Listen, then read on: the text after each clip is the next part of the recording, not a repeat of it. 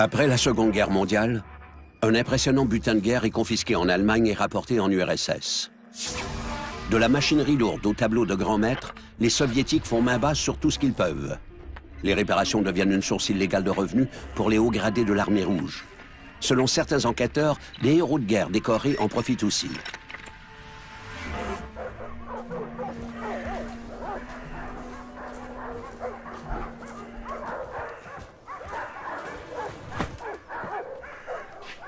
В чем дело?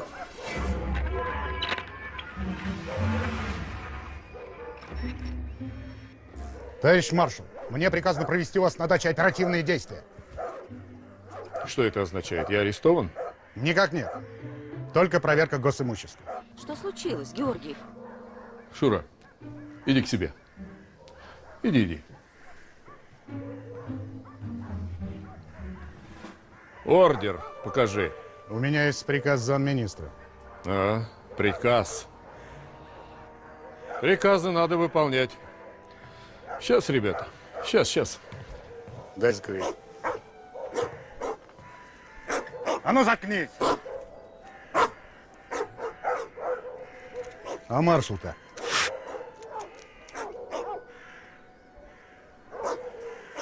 Забздел. Встать! Пошли отсюда вон!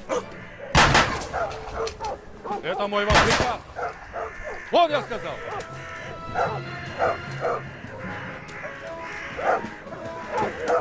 Лейтенант, проводи гостей. Вы еще пожалеете об этом. Гражданин Жуков. Le maréchal Georgi Zhukov est un soldat décoré. Mais son entourage et lui font maintenant l'objet d'enquêtes criminelles. Joseph Staline, le leader soviétique, se méfie de la popularité de ce héros de guerre. Le mandat de perquisition n'est que la pointe de l'iceberg dans cette lutte de pouvoir dissimulée entre les chefs des services de sécurité soviétiques.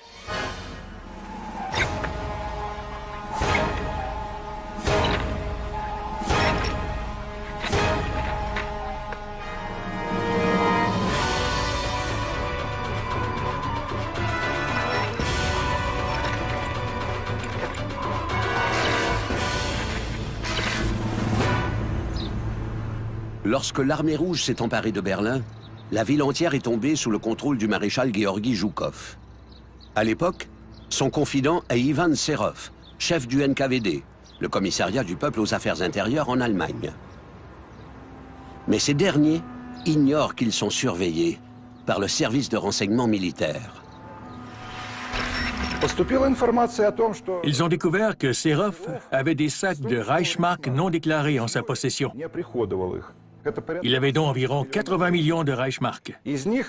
L'enquête a permis de prouver que 50 000 Reichsmark ont été transférés à Georgi Zhukov pour des dépenses dans le cadre de ses fonctions. Viktor Abakoumov s'est rendu à Berlin pour enquêter.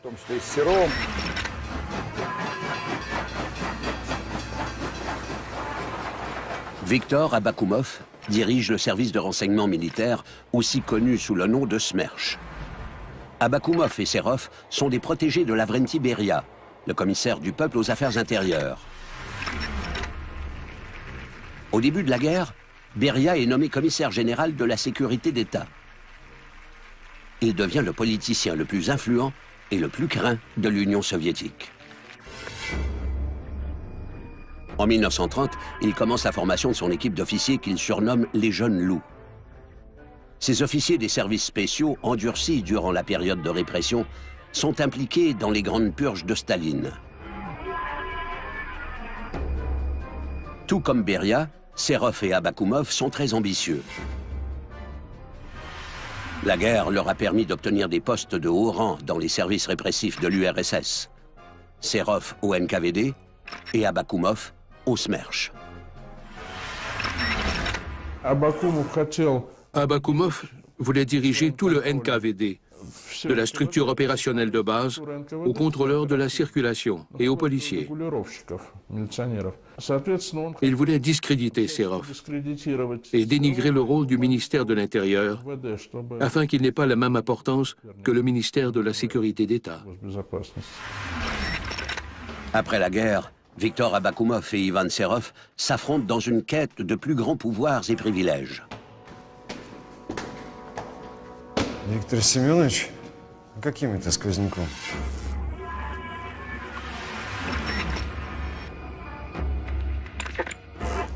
Здравия желаю. Только не со сквозняком я, Ваня, а с ветром, который погоны и ордена срывает. СМЕРШ называется.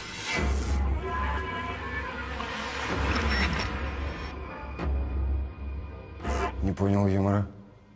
Поэтому повторяю еще раз. Что надо? С инспекцией по твою душу. Да? С какой такой инспекцией? Ты часом лестницей не ошибся, ангел душить? Да вроде нет. Разное рассказывают. Аж самому не верится. Вроде бы как Гитлера ты в подвале спрятал. А ты, Витя, все еще завидуешь, что не ваш фронт Берлин взял? Или вашей разведке уже и спрятать нечего? Ну, хорошо. Я, если что, могу поделиться. Да? Но только ты на Гитлера не рассчитывай. Le conflit entre les deux généraux a commencé à la fin de la guerre. Des officiers supérieurs du commissariat du peuple aux affaires intérieures ont été appelés à faire partie des fronts de première ligne. Le NKVD a permis à Serov de faire partie du premier front biélorusse qui était sous les ordres de Zhukov. Et Abakoumov a fait partie du troisième front biélorusse commandé par Vassilievski. Chaque commandant voulait, bien sûr, que ses soldats prennent Berlin. Ce sont les hommes de Serov qui ont eu cet honneur. Abakoumov était furieux. Il a gardé une dent contre Serov et Zhukov. Il en a fait ses ennemis. Хорошую ты себе здесь делянку оттяпал. Мне тут жалуются, что на ней откопал ты с маршалом 100 мешков с рейхсмарками. Или их твоим сквозняком унесло?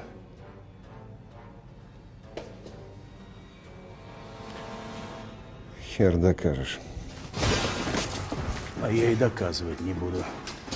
Перетряхну твою контору и конфискую все награбленное. Товарищи офицеры!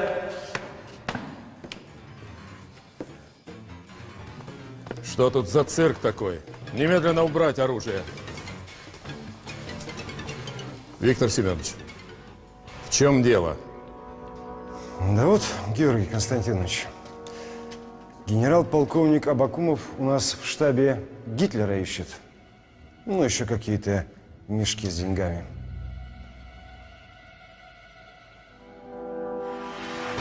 Zhukov lui a dit « Pourquoi procéderiez-vous à des arrestations? Repartez tous immédiatement. » Il n'a pas employé ces mots exacts, mais je ne peux pas les citer à la caméra. Abakoumov subit un terrible affront. Il est maintenant en lutte contre Serov et Zhukov. Pour faire tomber ses ennemis, il doit à tout prix obtenir des preuves compromettantes. Abakoumov a planifié son attaque à partir du moment où il a été nommé ministre de la Sécurité d'État en 1946.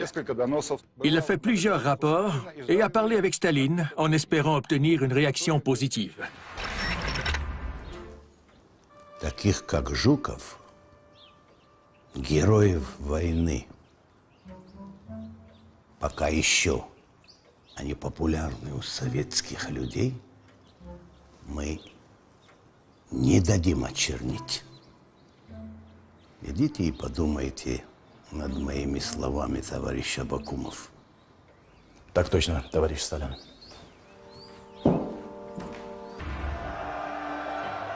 La popularité de Georgi Zhukov auprès du peuple hérite déjà Staline.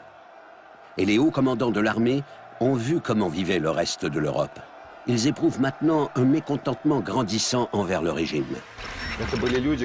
Ce sont eux qui ont payé un terrible prix pour cette grande victoire. Oui, ils ont été décorés de plusieurs médailles et ont reçu le titre de héros de l'Union soviétique. Et oui, ils ont combattu et ont remporté de grandes batailles, y compris la prise de Berlin. Mais ils ont vu comment vivaient les autres nations d'Europe. Et quand ils sont revenus au pays, ils n'avaient plus de maison, ni de famille. Georgi Zhukov a pris position. Et avec le temps, il est en quelque sorte devenu le leader du groupe de militaires qui critiquait ouvertement Joseph Staline ainsi que son régime. Viktor Abakoumov, ministre de la Sécurité d'État, découvre facilement les hommes qui s'éloignent des idées de Staline. Sa nouvelle priorité est la chasse aux preuves incriminantes contre Ivan Serov et Georgi Zhukov. А маршал-то наш кобель. К походно-полевой жене, небось, собрался. Нет, товарищ майор. По нашим сведениям, медсестра в полях осталась. Не иначе, как фронт завел. Вот это было бы хорошо. В рапорте бы его прижучили. Чей это он? Вали! Поехали! Служивые, передайте товарищу Абакумову от маршала Жукова с поздравлениями по случаю нового назначения. Ошиблись вы, товарищ генерал. Мы ведь из охраны. Не понимаем, о чем вы. Все ты понял. Доложить лично.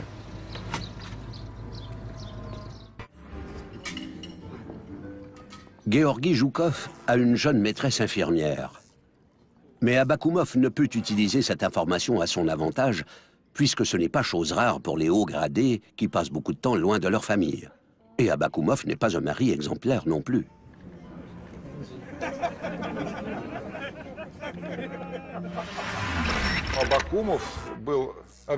Certaines personnes ont affirmé qu'Abakoumov utilisait les appartements de fonction officielle du service pour avoir des liaisons. Il était bel homme, toujours bien vêtu. Il était un vrai tombeur. Люся, давайте выпьем за наше знакомство и за вашу удивительную красоту. Спасибо, товарищ генерал. Но в зале так много красивых девушек, и мне кажется, что вы больше смотрите на них, чем на меня. Да бросьте, Люся. Я здесь впервые. Просто ищу знакомые лица. За вас, за вас, за вас. О, Марьяну. Заведующий постановочной частью цирка. А по совместительству управляющий борделем. Жорж, какой бордель? Что за моветон? Мало кто знает, что в цирке на Цветном. Peu de gens savent qu'à l'époque, il y avait un bordel au cirque du boulevard Zvetnoï. Названием «Веселая канарейка». Il s'appelait le Joyeux Canari et il était géré par Marianov, le directeur du cirque.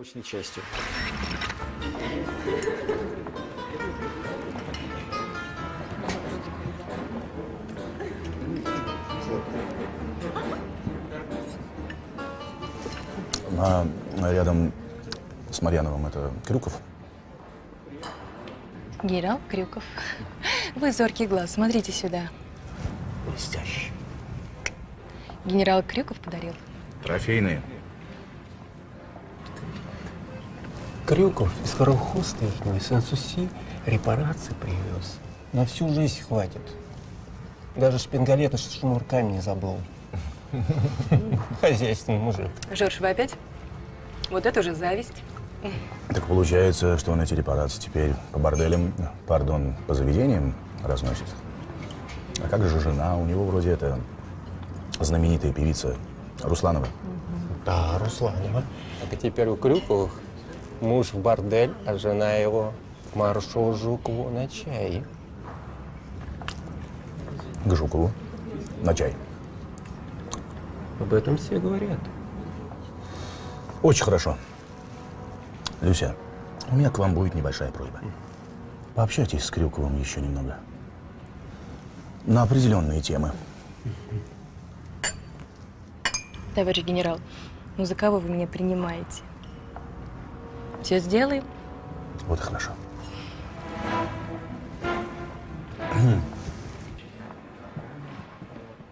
Les succès à la guerre de certains membres de l'entourage de Zhukov les avaient peut-être rendus téméraires. Viktor Abakoumov repère facilement un maillon faible, le général Kryukov, un ami du maréchal Zhukov. Zhukov croyait que les vainqueurs avaient 3 jours pour piller une ville occupée, parce que c'est ce qui s'était produit lors de toutes les grandes guerres de l'histoire. Personne n'allait se soucier d'une telle chose. Mais avec les nouvelles lois, cet écart de conduite a joué en faveur d'Abakoumov, qui savait très bien que Staline était conscient du problème. Les vainqueurs se sont toujours donné le droit de mettre la main sur des trophées de guerre. On peut repartir d'Allemagne avec des objets de grande valeur sans rien débourser. Et même si Staline impose une limite sur le butin de guerre apporté par chaque soldat, personne ne penserait accuser de vol des hommes qui ont bravement combattu à la guerre. Personne, excepté le général Victor Abakoumov. Il devait trouver un moyen d'éliminer Georgi Joukov, un maréchal de renommée mondiale. Alors, il s'en est pris à tous les généraux qui ont servi sous ses ordres, ce qui veut dire 73 personnes, dont mon père. Tout ça pour discréditer Georgi Joukov.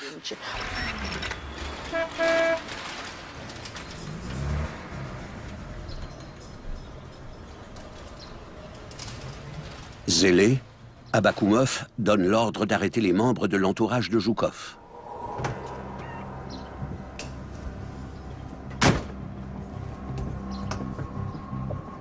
Приехали, товарищ генерал. Выходите.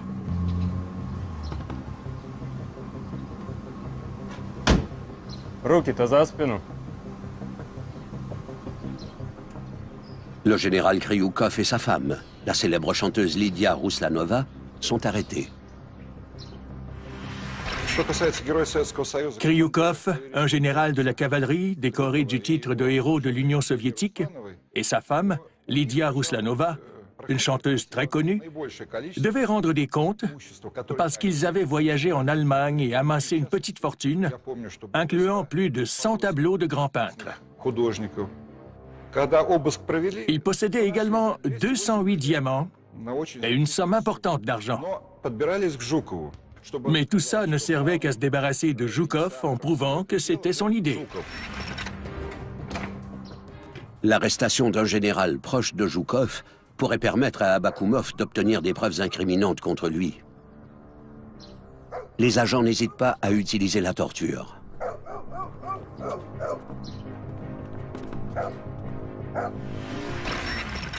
Ils ont été battus à en perdre connaissance et ils se sont fait arracher des lambeaux de peau. Ils ont tous subi la même chose, qu'ils soient généraux ou colonels. Ils ont ensuite reçu un document avec une déclaration toute faite dont Abakoumov avait besoin pour gagner sa lutte contre le maréchal. Будем брать только по моей команде, когда выйдет. Личное оружие не применять. Гриша, ты будь готов, характер его знаешь. Sous la contrainte, Kryukov signe une déclaration dans laquelle il accuse Georgi Joukov. Le sort du maréchal ne tient plus qu'à un fil. Спокойно, вежливо и тихо. Всем все понятно? Отлично. Тише. В этом документе подследственный генерал Крюков утверждает, что советский маршал заболел бонапартизмом. Вот. Наш герой называет себя единственным спасителем Родины. Считает, что Родина ему обязана всем, а не он ей. Понимаете? Наш герой заявляет, что заслуга в разгроме немцев только ему принадлежит. Товарищ Жуков враждебно относится к политаппарату и партии большевиков. Так здесь написано. Какие будут мнения?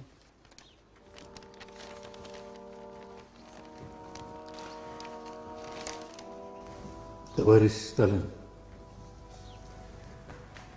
товарищи члены Высшего военсовета,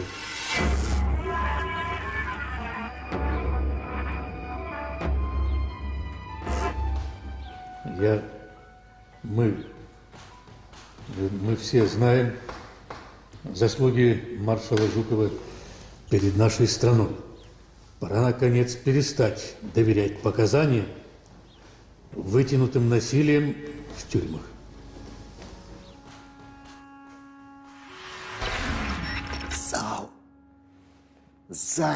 Tous ceux qui étaient là ont figé.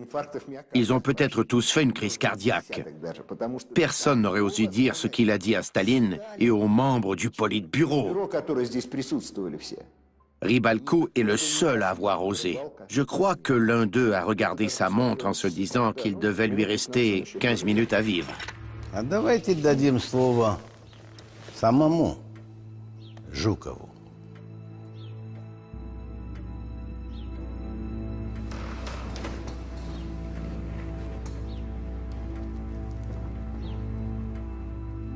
Иногда в отдельных разговорах я действительно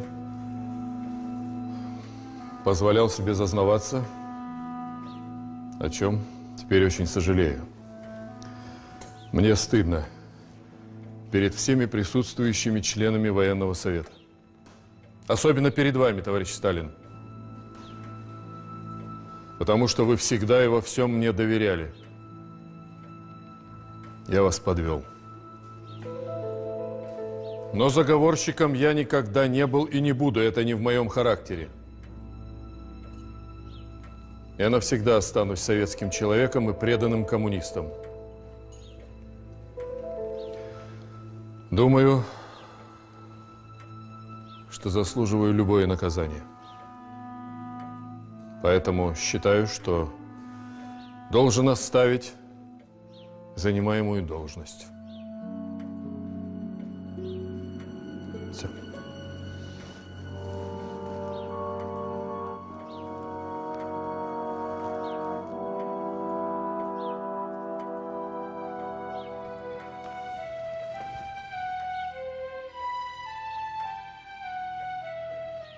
Товарищ Абакумов, подойди.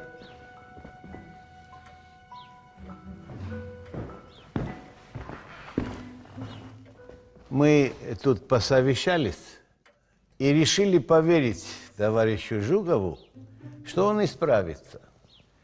И поручили ему командование Одесским военным округом. Не могли бы и вы со своей стороны проследить, чтобы товарищ Жуков без помех добрался до нового места назначения? Так точно, товарищ Сталин. Мы готовы сделать все для этого. Что от нас будет надо Георгию Константиновичу. Вот и хорошо. Вот известный историк, генерал Павленко... Le général Pavlienko, un historien de l'époque, a écrit qu'au cours de la session du Conseil militaire suprême,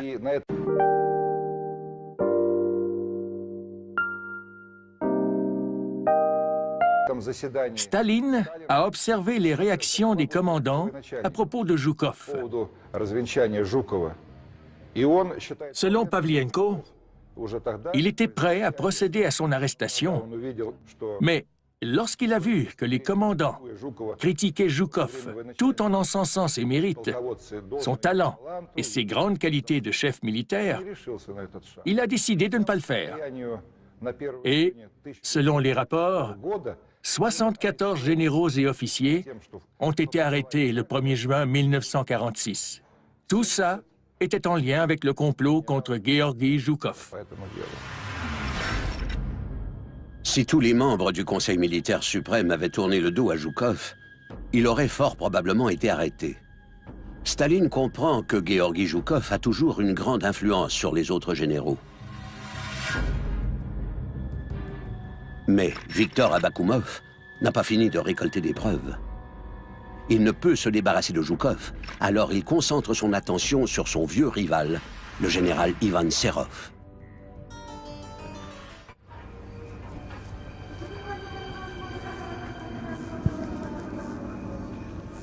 Тот сам пояс, товарищ майор. Тише ты. И без звания. Охрану разбудишь. Есть тише и без званий. Главное, не засветись. Иди.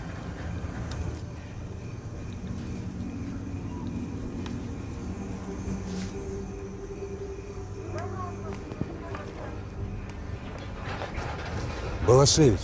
Что стряслось? Да шастает тут кто-то. Вагон, что ли, решили взломать?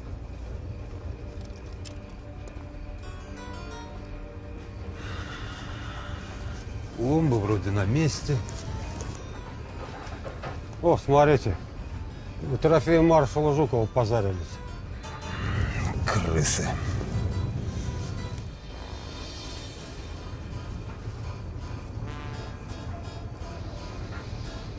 Ну, сколько успел? 7 вагонов, товарищ майор. Молодец. А кто это там?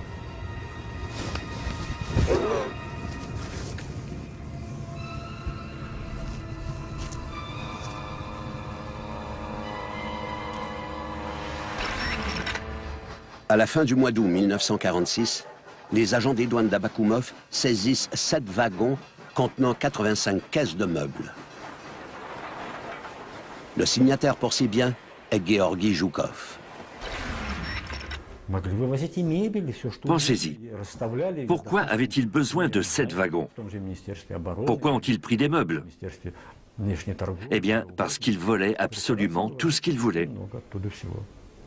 À l'origine, ces biens n'étaient pas à Joukov, ni à Mikoyan, le commissaire du commerce. Ils étaient volés. L'appartement de Moscou et la maison de campagne du maréchal Joukov sont fouillés, même si ce dernier est à Odessa. Abakoumov et ses hommes ont cherché une mystérieuse valise de diamants qui aurait prétendument été transportée par Joukov et sa femme. Mais cette valise n'a jamais été trouvée. Et on ne sait toujours pas si elle a bel et bien existé. Товарищ Сталин, это протокол обыска на даче, принадлежащий маршалу Советского Союза Жукову Георгию Константиновичу. Давай по существу. Извините, товарищ Сталин.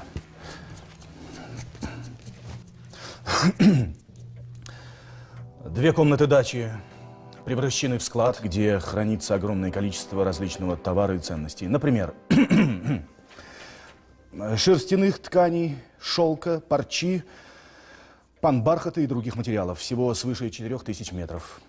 Особенно обращает на себя внимание огромный старинный персидский ковер, расположенный в одной из комнат. Мехов. Собольих, обезьяньих, лисьих, котиковых, каракуль. Всего 323 шкуры. Дача Жукова представляет собой по существу антикварный магазин и музей. Политбюро разберется, зачем советскому человеку столько шкур. Идите.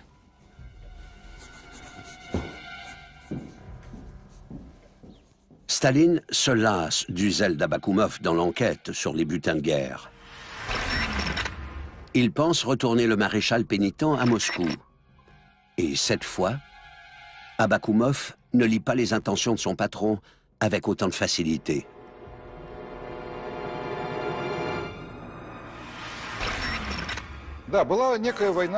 Victor Abakoumov livrait une lutte acharnée. Il a arrêté tous les hommes d'Ivan Serov et la victoire semblait lui appartenir. La chute de Serov allait suivre, alors que rien n'arrêtait l'ascension d'Abakoumov. Il a réussi à résoudre l'affaire des butins de guerre. Mais Serov n'allait pas se laisser avoir comme ça. Il a répliqué.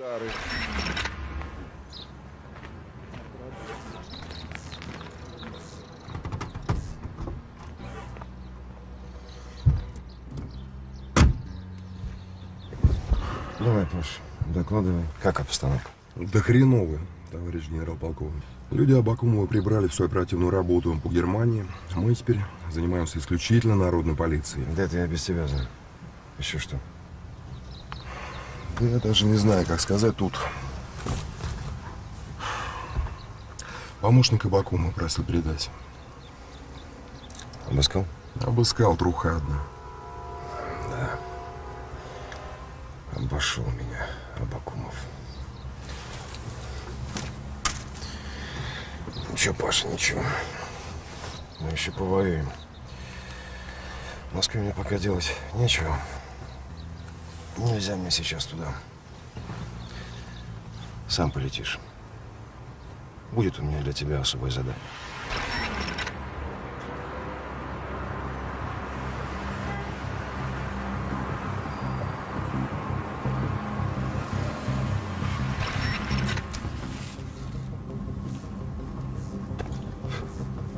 Хорош табачок.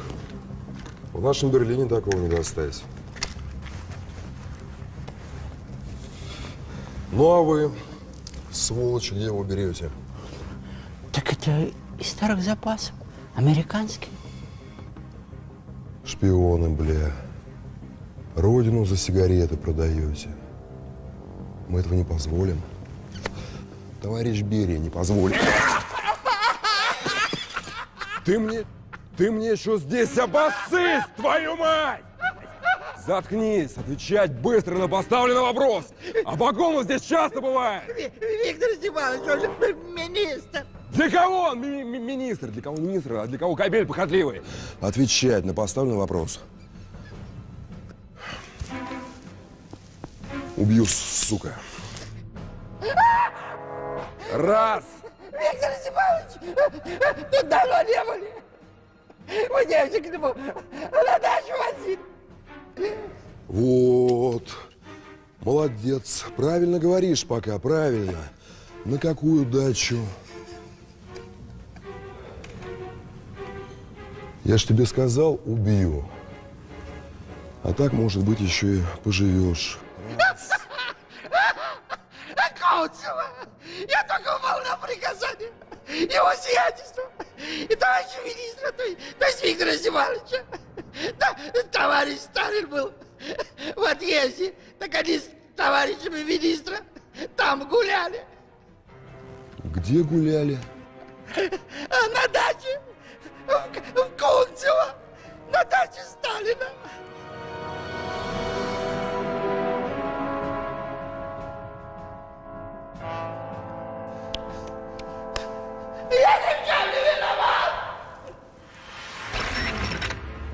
Au cours de l'été 1947, Staline reçoit une lettre d'Ivan Serov dans laquelle il y est écrit que certains des subordonnés du chef d'État lui manquent de respect et utilisent même son lit pour avoir des relations sexuelles. Serov porte des accusations sérieuses contre les membres du département d'Abakoumov. Staline décide donc de superviser personnellement l'enquête.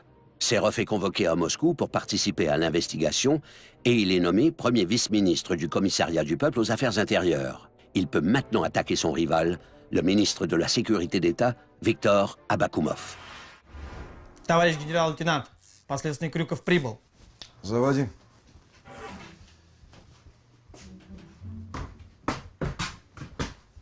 Свободно.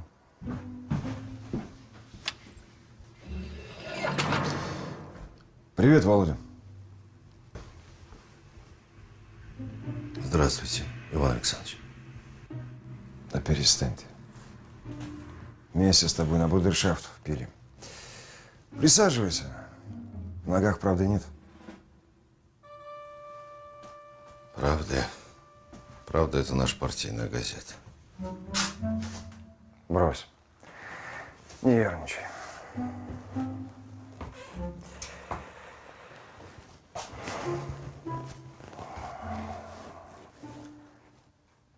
Володя, я тебе помочь хочу.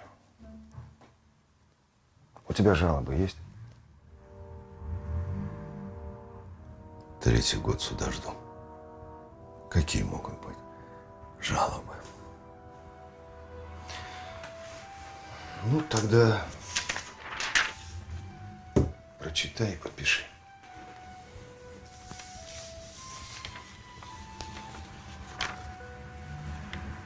Абакумов. В сионистском заговоре. А тебя что-то смущает? Большинство наших придерживаются именно этой версии. Подписывай, Володя, подписывай. Система лагерей теперь в моем ведомстве. На днях получишь статью и через пару лет выйдешь по амнистии.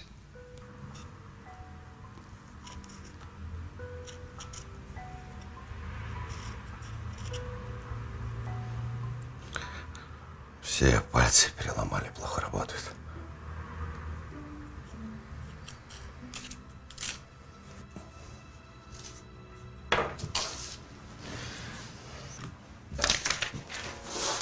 А что с Лидой? С той Руслановой все будет в порядке.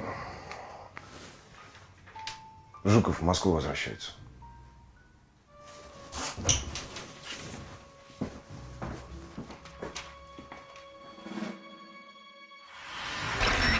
Le complot sioniste dont fait mention Ivan Serov est aussi connu sous le nom de complot des blouses blanches, complot ignoré par Viktor Abakoumov. Le fameux complot des blouses blanches a eu lieu après la guerre.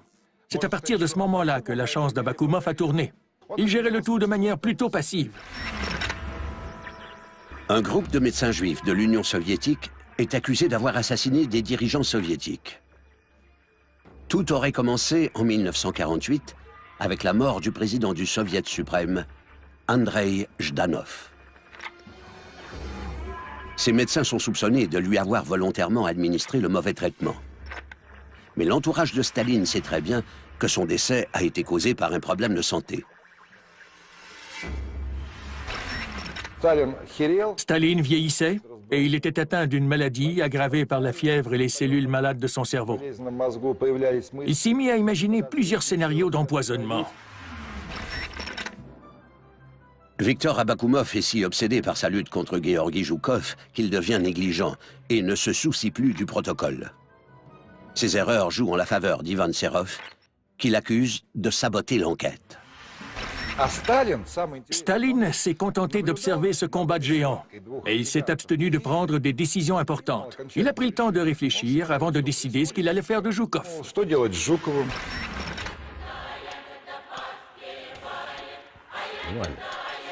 Мы сами себе нальем. Иди, отдыхай. Никитушка, выключи этот патефон.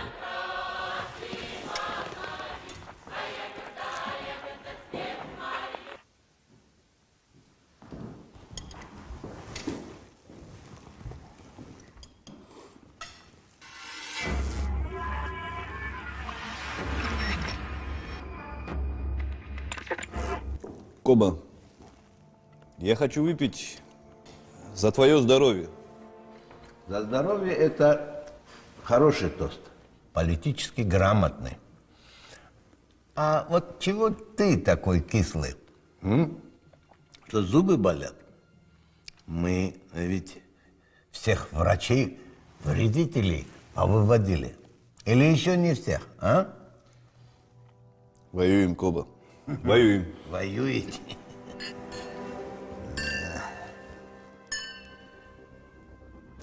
Николай, скажи.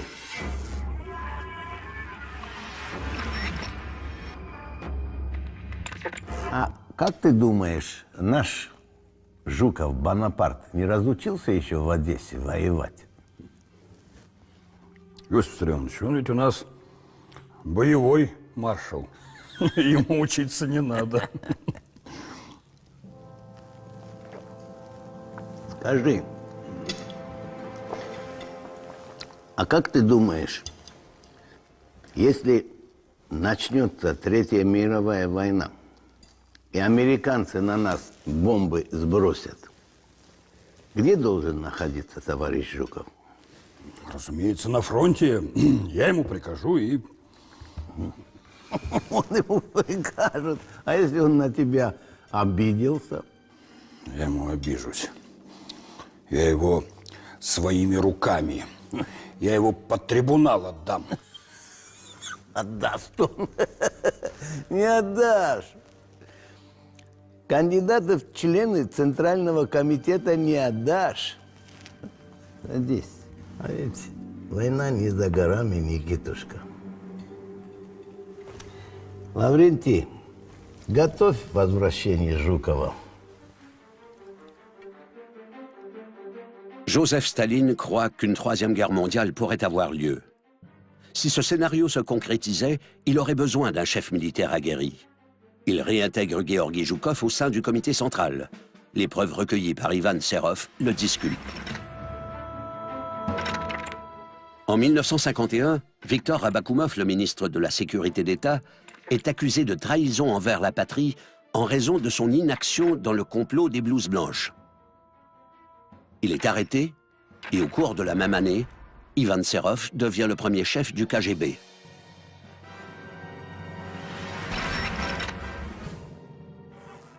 О, вот это морозение. Давай, давай, заходим.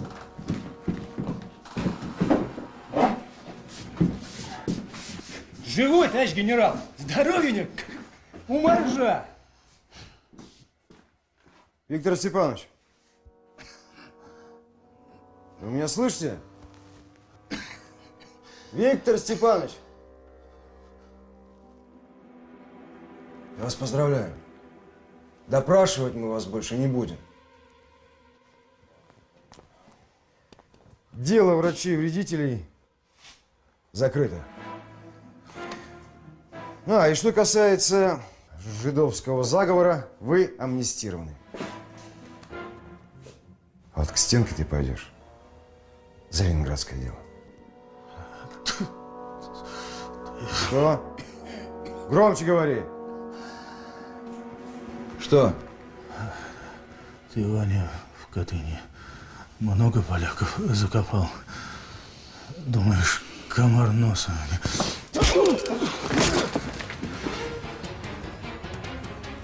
Унесите его. Без моего личного разрешения в камеру к нему никого не пускать. Le massacre de milliers de Polonais par la police politique soviétique a eu lieu au printemps 1940. Les dirigeants soviétiques voulaient éviter toute tentative de libération du pays occupé. À l'époque, Ivan Serov travaillait pour le NKVD, le service responsable de l'opération. En fait, au cours de sa carrière, Serov est impliqué dans la déportation de nations entières. Quand il obtient le poste de premier chef du KGB, il tente de détruire les preuves de son implication dans ces opérations. Avant et pendant la guerre, Serov était activement impliqué dans la déportation d'habitants de l'ouest de l'Ukraine et de la région baltique, des Tatars de la Crimée, des Tchétchènes et des Ingouches.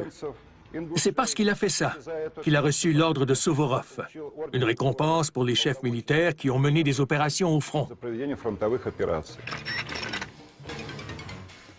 L'ancien ministre Viktor Abakoumov refuse de s'avouer coupable des accusations portées contre lui. Et cela, même s'il est victime de torture. Il poursuit son combat jusqu'à la fin de ses jours. Quand Abakoumov était en prison, il a écrit des lettres à Staline pour lui dire qu'il lui avait toujours été entièrement dévoué et qu'il avait toujours exécuté ses ordres.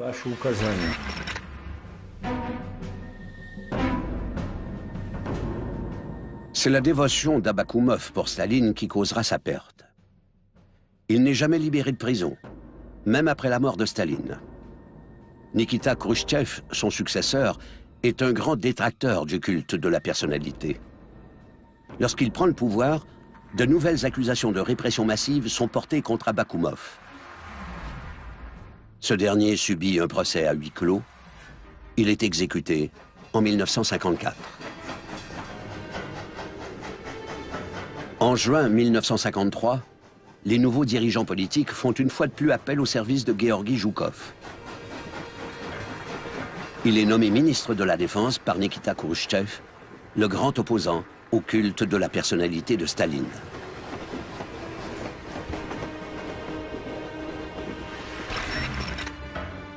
Zhukov a été offensé par Staline après son transfert à Odessa. Il le détestait. Et lors du règne de Khrouchtchev, il est devenu l'un des plus grands opposants au culte de la personnalité de Staline. Лешка, Да? где купе маршала Жукова? В конце вагона 5-й купе. Угу. Так, заходим. Прямо по коридору и направо. Берем вещи, выносим на перрон. Mais quelques années plus tard, la popularité et l'esprit de commandement de Georgi Zhukov deviennent une source de préoccupation pour les nouveaux dirigeants.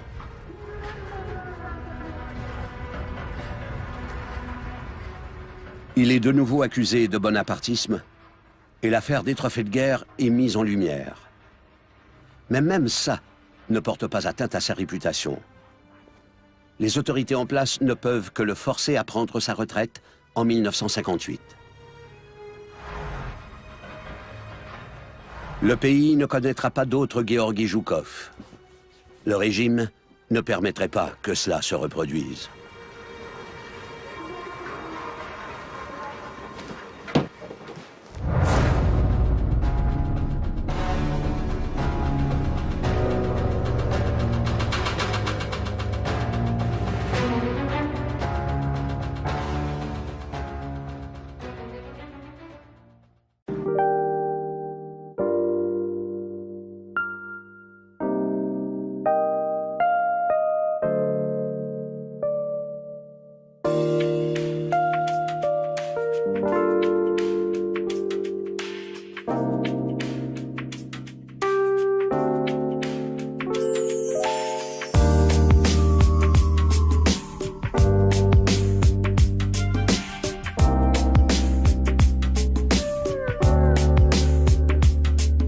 résolution du Conseil militaire suprême,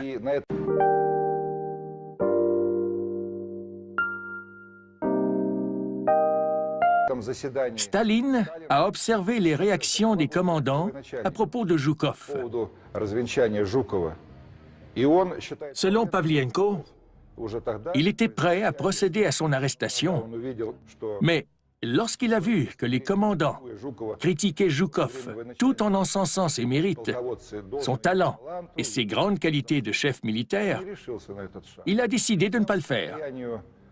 Et, selon les rapports, 74 généraux et officiers ont été arrêtés le 1er juin 1946.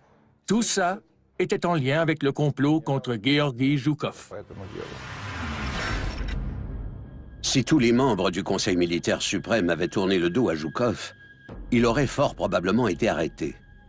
Staline comprend que Georgi Zhukov a toujours une grande influence sur les autres généraux. Mais Viktor Abakoumov n'a pas fini de récolter des preuves. Il ne peut se débarrasser de Zhukov, alors il concentre son attention sur son vieux rival, le général Ivan Serov.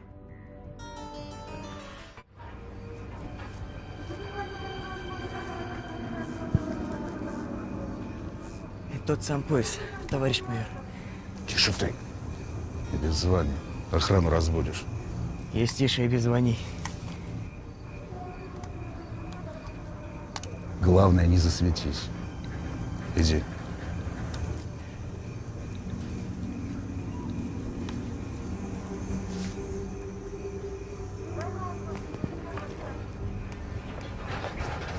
Балашевич. Что стряслось? Да шастает тут кто-то. Вагон, что ли, решили взломать?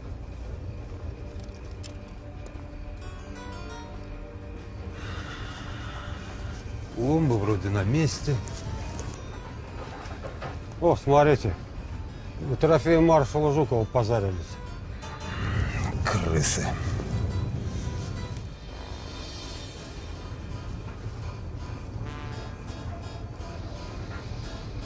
Ну? Сколько успел? 7 вагонов, товарищ майор. Молодец. А кто это там?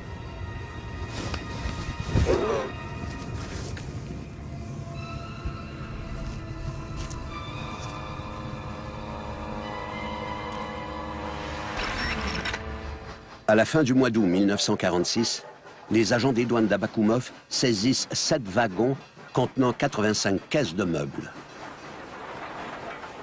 Le signataire pour ces biens est Georgi Zhukov. Где хранится огромное количество различного товара и ценностей. Например, шерстяных тканей, шелка, парчи, панбархата и других материалов. Всего свыше 4000 метров. Особенно обращает на себя внимание огромный старинный персидский ковер, расположенный в одной из комнат. Мехов. Собольих, обезьяньих, лисьих, котиковых, каракуль. Всего 323 шкуры. Дача Жукова представляет собой по существу антикварный магазин, музей. Политбюро разберется, зачем советскому человеку столько шкур. Идите.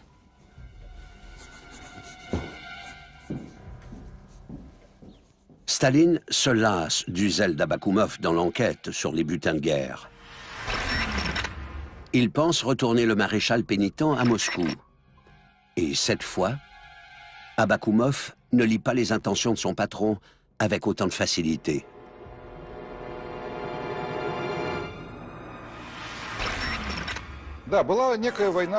Viktor Abakoumov livrait une lutte acharnée. Il a arrêté tous les hommes d'Ivan Serov et la victoire semblait lui appartenir. La chute de Serov allait suivre, alors que rien n'arrêtait l'ascension d'Abakoumov. Il a réussi à résoudre l'affaire des butins de guerre. Mais Serov n'allait pas se laisser avoir comme ça. Il a répliqué.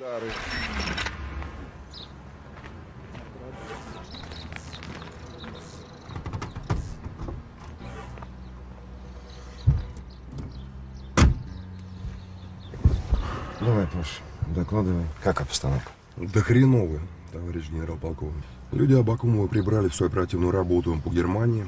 Мы теперь занимаемся исключительно народной полицией. Да это я без тебя знаю. Еще что? Да я даже не знаю, как сказать тут. Помощник Абакума просил передать. Обыскал? Обыскал, труха одна. Да. Обошел меня Абакумов. Ничего, Паша, ничего. Мы еще повоюем. В Москве мне пока делать нечего. Нельзя мне сейчас туда. Сам полетишь. Будет у меня для тебя особое задание.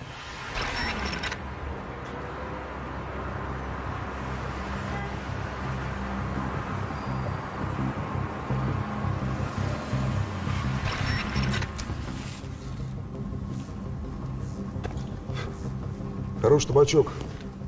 В нашем Берлине такого не достать.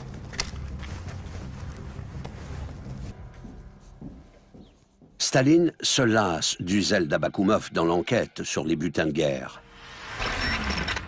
Il pense retourner le maréchal pénitent à Moscou. Et cette fois, Abakoumov ne lit pas les intentions de son patron avec autant de facilité.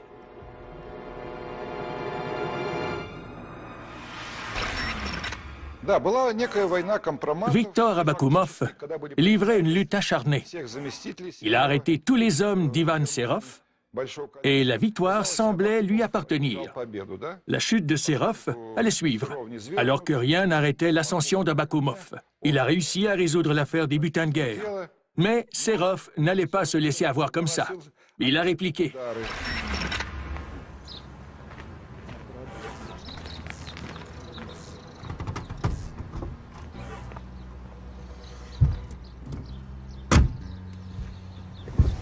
Давай, Паш, докладывай. Как обстановка? Да хреново, товарищ генерал-полковник. Люди Абакумова прибрали всю оперативную работу по Германии. Мы теперь занимаемся исключительно народной полицией. Да это я без тебя знаю. Еще что? Да я даже не знаю, как сказать тут. Помощник Абакума просил передать. Обыскал? Обыскал, труха одна. Да. Обошел меня Абакумов. Ничего, Паша, ничего. Мы еще повоюем. В Москве мне пока делать нечего. Нельзя мне сейчас туда. Сам полетишь. Будет у меня для тебя особое задание.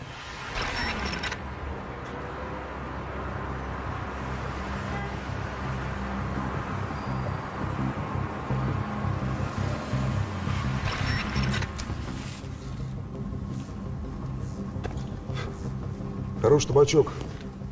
В нашем Берлине такого не достать.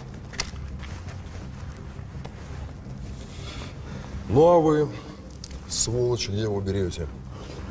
Так это из старых запасов. Американские. Шпионы, бля. Родину за сигареты продаете. Мы этого не позволим. Товарищ Берия не позволит. Ты мне что здесь обоссысь, твою мать! Заткнись, отвечать быстро на поставленный вопрос. Абакумов здесь часто бывает. Виктор Степанович, он же министр. Для кого он министр? Для кого министр, а для кого кобель похотливый? Отвечать на поставленный вопрос. Убью. Une réaction positive. Таких, как Жуков, героев войны, пока еще они популярны у советских людей, мы не дадим очернить. Идите и подумайте над моими словами, товарищ Абакумов. Так точно, товарищ Сталин.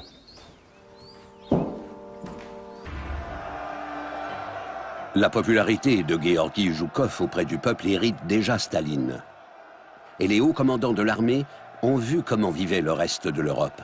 Ils éprouvent maintenant un mécontentement grandissant envers le régime. Ce sont eux qui ont payé un terrible prix pour cette grande victoire. Oui, ils ont été décorés de plusieurs médailles et ont reçu le titre de héros de l'Union soviétique. Eh oui, ils ont combattu et ont remporté de grandes batailles, y compris la prise de Berlin. Mais ils ont vu comment vivaient les autres nations d'Europe. Et quand ils sont revenus au pays, ils n'avaient plus de maison, ni de famille. Georgi Zhukov a pris position. Et avec le temps, il est en quelque sorte devenu le leader du groupe de militaires qui critiquait ouvertement Joseph Staline ainsi que son régime. Viktor Abakoumov, ministre de la Sécurité d'État, découvre facilement les hommes qui s'éloignent des idées de Staline. Sa nouvelle priorité est la chasse aux preuves incriminantes contre Ivan Serov et Georgi Zhukov. А маршал-то наш кобель. К походно-полевой жене, небось, собрался. Нет, товарищ майор. По нашим сведениям, медсестра в полях осталась. Не иначе, как фронт завел. Вот это было бы хорошо. В рапорте бы его прижучили. Чей это он? Вали! Служивые, передайте товарищу Абакумову от маршала Жукова с поздравлениями по случаю нового назначения. Ошиблись вы, товарищ генерал. Мы ведь из охраны. Не понимаем, о чем вы. Все ты понял. Доложить лично.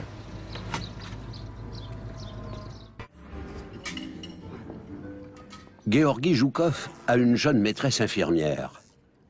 Mais Abakoumov ne peut utiliser cette information à son avantage, puisque ce n'est pas chose rare pour les hauts gradés qui passent beaucoup de temps loin de leur famille.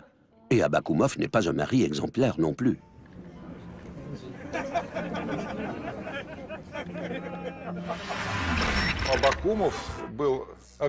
Certaines personnes ont affirmé qu'Abakoumov utilisait les appartements de fonction officielle du service pour avoir... Personne n'allait se soucier d'une telle chose. Mais avec les nouvelles lois, cet écart de conduite a joué en faveur d'Abakoumov, qui savait très bien que Staline était conscient du problème. Les vainqueurs se sont toujours donné le droit de mettre la main sur des trophées de guerre. On peut repartir d'Allemagne avec des objets de grande valeur sans rien débourser. Et même si Staline impose une limite sur le butin de guerre apporté par chaque soldat, personne ne penserait accuser de vol des hommes qui ont bravement combattu à la guerre. Personne, excepté le général Viktor Abakoumov.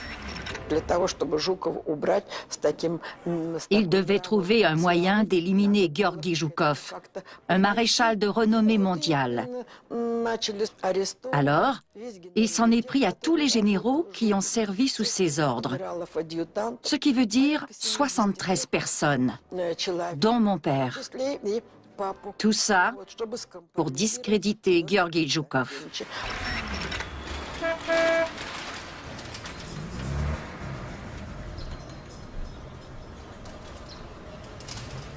Zélé, Abakoumov donne l'ordre d'arrêter les membres de l'entourage de Zhukov.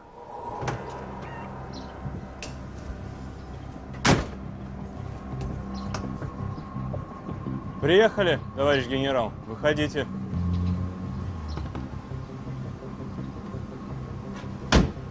Руки-то за спину. Le général Kryukov et sa femme, la célèbre chanteuse Lydia Ruslanova, sont arrêtés. Kryukov, un général de la cavalerie décoré du titre de héros de l'Union soviétique, et sa femme, Lydia Ruslanova, une chanteuse très connue, devaient rendre des comptes parce qu'ils avaient voyagé en Allemagne et amassé une petite fortune, incluant plus de 100 tableaux de grands peintres. Ils possédaient également 208 diamants et une somme importante d'argent. Mais tout ça ne servait qu'à se débarrasser de Zhukov en prouvant que c'était son idée. L'arrestation d'un général proche de Zhukov pourrait permettre à Abakoumov d'obtenir des preuves incriminantes contre lui. Les agents n'hésitent pas à utiliser la torture.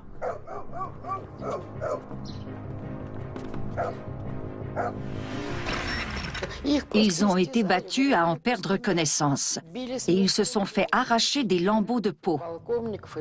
Ils ont tous subi la même chose, qu'ils soient généraux ou colonels.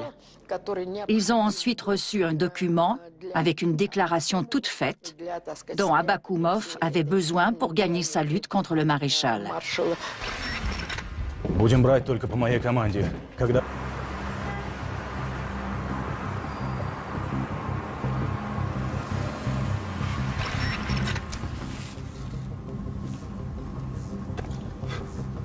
Хороший табачок. В нашем Берлине такого не достать. Ну а вы, сволочи, где его берете? Так это из старых запасов. Американский. Шпионы, бля. Родину за сигареты продаете. Мы этого не позволим. Товарищ Берия не позволит. Ты мне что здесь обоссысь, твою мать! Заткнись, отвечать быстро на поставленный вопрос. А Багонов здесь часто бывает. Виктор Степанович, он же министр. Для кого он министр? Для кого министр, а для кого кобель похотливый? Отвечать на поставленный вопрос. Убью, сука. Раз. Виктор Степанович, тут давно не были. Мы девочек к нему на дачу возили. Вот. Молодец. Правильно говоришь пока, правильно. На какую дачу? Я ж тебе сказал, убью. А так, может быть, еще и поживешь. Каутцева! Я только выполнял приказание его сиятельства и товарища министра, то есть Виктора Степановича. Да, товарищ Сталин был в отъезде, так они с товарищами министра там гуляли. Где гуляли? На даче в Кунцево, на даче Сталина.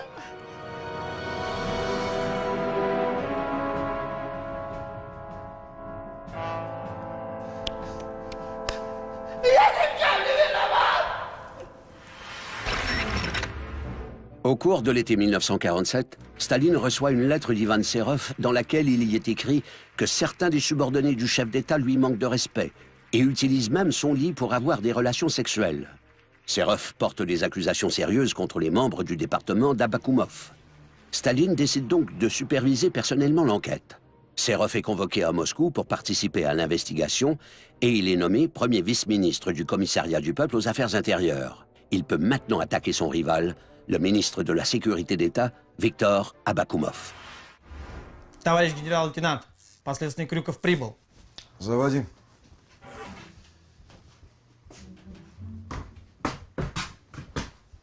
Свободно. De combat de géant, et il s'est abstenu de prendre des décisions importantes. Il a pris le temps de réfléchir avant de décider ce qu'il allait faire de Жуков. Что делать с Жуковым? Валя, мы сами себе нальем. Иди, отдыхай. Никитушка, выключи этот патефон.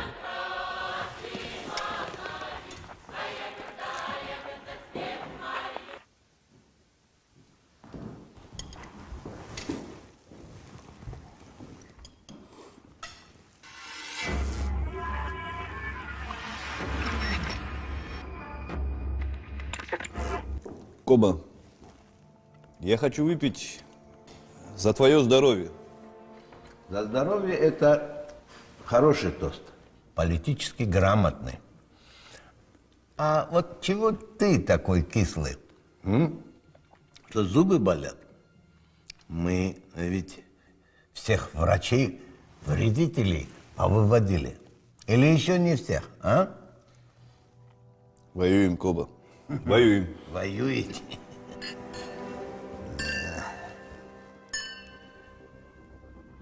Николай, скажи.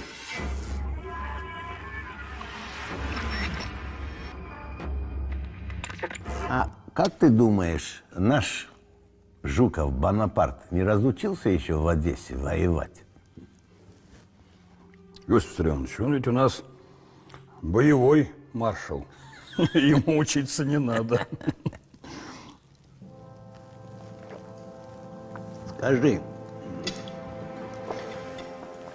а как ты думаешь, если начнется Третья мировая война, и американцы на нас бомбы сбросят, где должен находиться товарищ Жуков? Разумеется, на фронте. Я ему прикажу и... Он ему прикажет. А если он на тебя обиделся? Я ему обижусь. Я его своими руками. Я его под трибунал отдам. Отдаст он. Не отдашь. Кандидатов в члены Центрального комитета не отдашь. Садись. А ведь война не за горами, Никитушка. Лаврентий, готовь возвращение Жукова. Joseph Staline croit qu'une troisième guerre mondiale pourrait avoir lieu. Si ce scénario se concrétisait, il aurait besoin d'un chef militaire aguerri. Il réintègre Georgi Joukov au sein du comité central. Les preuves recueillies par Ivan Serov le... Кандидатов в члены Центрального комитета не отдашь. Садись. А ведь война не за горами, Никитушка. Лаврентий, готовь возвращение Жукова. Joseph Staline croit qu'une troisième guerre mondiale pourrait avoir lieu. Si ce scénario se concrétisait, il aurait besoin d'un chef militaire aguerri. Il réintègre Georgi Joukov au sein du comité central. Les preuves recueillies par Ivan Serov le disculpent. En 1951, Viktor Abakoumov, le ministre de la Sécurité d'État, est accusé de trahison envers la patrie en raison de son inaction dans le complot des blouses blanches. Il est arrêté et au cours de la même année, Ivan Serov devient le premier chef du KGB.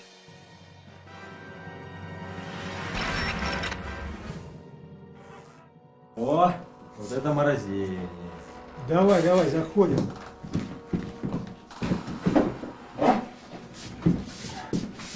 Живой, товарищ генерал! Здоровенек!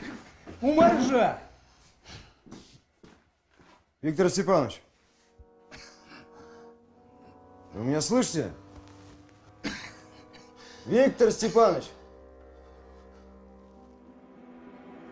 Я вас поздравляю. Допрашивать мы вас больше не будем. Дело врачей-вредителей закрыто. И что касается жидовского заговора, вы амнистированы.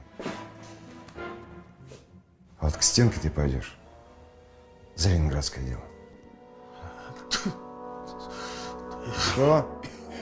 Громче говори. Что? Ты, Ваня, в Катыни много поляков закопал.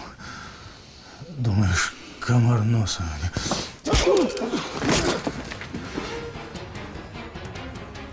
Унесите его. Без моего личного разрешения в камеру к нему никого не пускать. Le massacre de milliers de Polonais par la police politique soviétique a eu lieu au printemps 1940. Les dirigeants soviétiques voulaient éviter toute tentative de libération du pays occupé. À l'époque, Ivan Serov travaillait pour le NKVD, le service responsable de l'opération. En fait, au cours de sa carrière, Serov est impliqué dans la déportation de nations entières. Quand il obtient le poste de premier chef du KGB, il tente de détruire les preuves. Подследственный генерал Крюков утверждает, что советский маршал заболел бонапартизмом. Вот. Наш герой называет себя единственным спасителем Родины. Считает, что Родина ему обязана всем, а не он ей. Понимаете? Наш герой заявляет, что заслуга в разгроме немцев только ему принадлежит. Товарищ Жуков враждебно относится к политаппарату и партии большевиков. Так здесь написано. Какие будут мнения?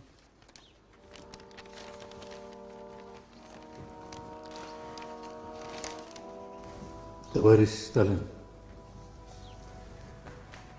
товарищи члены Высшего военсовета,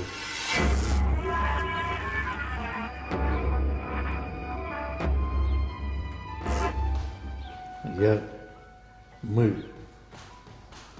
все знаем заслуги маршала Жукова перед нашей страной. Пора, наконец, перестать доверять показаниям, вытянутым насилием в тюрьмах.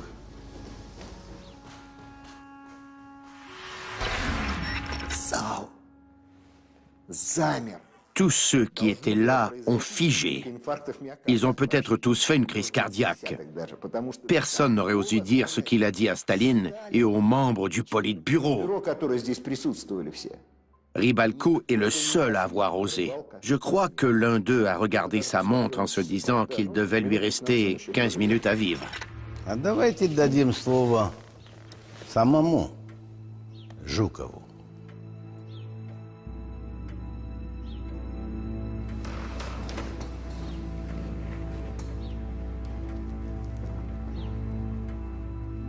Иногда в отдельных разговорах я действительно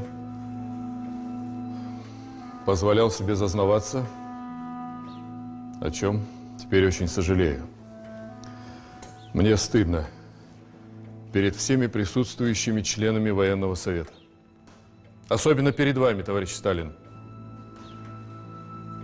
Потому что вы всегда и во всем мне доверяли.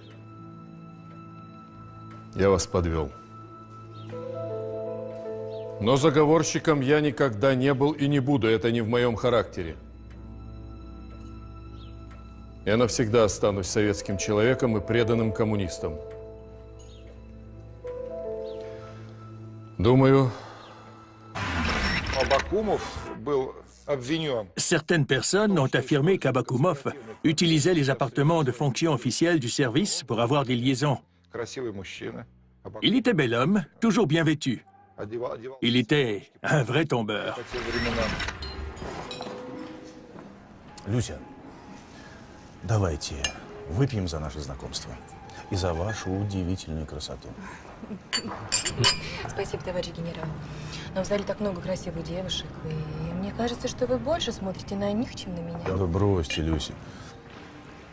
Я здесь впервые. Просто ищу знакомые лица.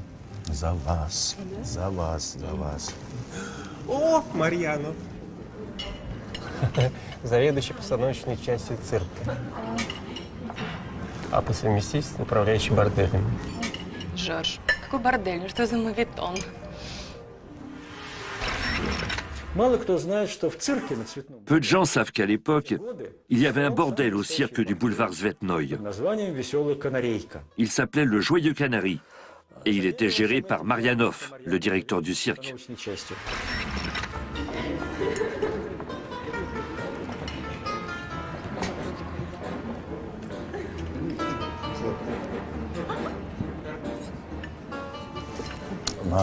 Рядом с Марьяновым это Крюков? Генерал Крюков. Вы зоркий глаз, смотрите сюда. Блестящий. Генерал Крюков подарил. Трофейные. Крюков из Хорохоста их Сан-Суси репарации привез. На всю жизнь хватит. Даже шпингалеты с шнурками не забыл. Хозяйственный мужик. Жорж, вы опять? Вот это уже зависть. Так получается, что он эти репарации теперь по борделям, пардон, по заведениям разносит. А как же жена? У него вроде это знаменитая певица Русланова. Да, Русланова. Это теперь у Крюковых муж в бордель, а жена его к маршалу Жукову на чай. К Жукову на чай. Об этом все говорят. Очень хорошо. Люся, у меня к вам будет небольшая просьба. Пообщайтесь с Крюковым еще немного. На определенные темы. Товарищ генерал, ну за кого вы меня принимаете? Все сделаем. Вот и хорошо.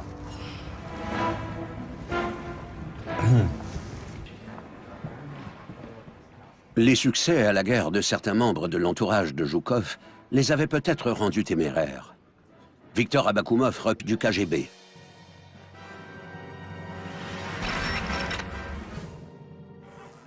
О, вот это морозение. Давай, давай, заходим.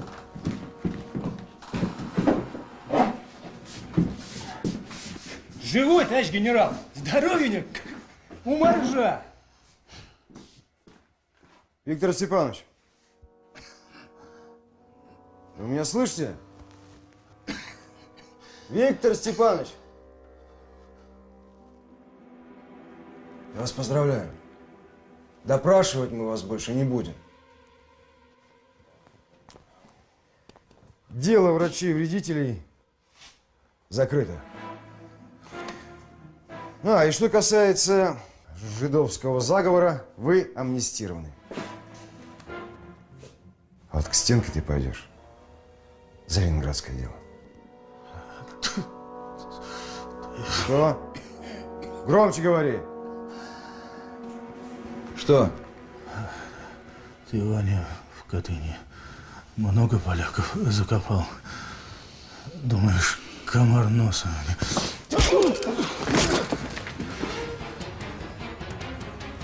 Унесите его. Без моего личного разрешения в камеру к нему никого не пускать. Le massacre de milliers de Polonais par la police politique soviétique a eu lieu au printemps 1940. Les dirigeants soviétiques voulaient éviter toute tentative de libération du pays occupé. À l'époque, Ivan Serov travaillait pour le NKVD, le service responsable de l'opération. En fait, au cours de sa carrière, Serov est impliqué dans la déportation de nations entières. Quand il obtient le poste de premier chef du KGB, il tente de détruire les preuves de son implication dans ces opérations. Avant et pendant la guerre, Serov était activement impliqué dans la déportation d'habitants de l'ouest de l'Ukraine et de la région baltique, des Tatars de la Crimée, des Tchétchènes et des Ingouches. C'est parce qu'il a fait ça qu'il a reçu l'ordre de Suvorov, une récompense pour les chefs militaires qui ont mené des opérations au front. L'ancien ministre Viktor Abakoumov refuse de s'avouer coupable des accusations portées contre lui. Et cela, même s'il est victime de torture. Il poursuit son combat jusqu'à la fin de ses jours. Quand Abakoumov était en prison, il a écrit des lettres à Staline pour lui dire qu'il lui avait toujours été entièrement dévoué et qu'il avait toujours exécuté ses ordres.